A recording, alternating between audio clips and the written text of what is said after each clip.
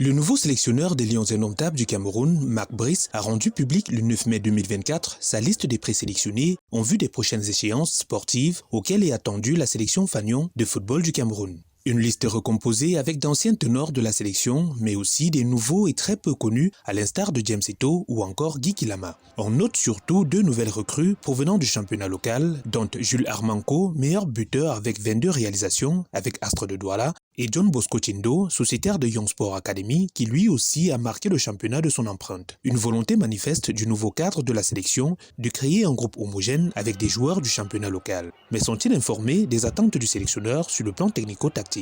Je pense qu'ils ont bien compris la manière que je voudrais jouer, mais pas en détail bien sûr. C'est quelque chose qui doit prendre votre temps. Aujourd'hui, nous sommes unanimes que les deux joueurs locaux qui ont été présélectionnés sont parmi les meilleurs de notre championnat. C'est important d'impliquer les joueurs du championnat local. C'est important justement qu'on ait cet engrenage-là pour faire une bonne mayonnaise. Cet acte, qui marque la première sortie officielle du cadre des Lions indomptables de football, intervient au lendemain de son admission par l'instance fêtière du football à ce poste, au bout d'un imbroglio entre le ministère et la fédération au sujet du recrutement de l'encadrement de la dite sélection.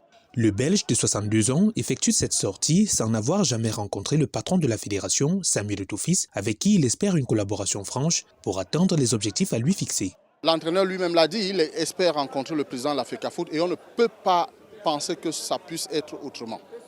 On pense que les divergences vont être aplanies. J'espère et je souhaite que dans l'avenir, on ait un discours agréable et constructif. Et tout pour le bénéfice du peuple de Cameroun. Les Lions indomptables ont en perspective deux échéances importantes en juin 2024, notamment contre le Cabo Verde et l'Angola, des matchs qualificatifs comptant pour le Mondial 2026. Des rendez-vous pour lesquels le sélectionneur belge est très attendu.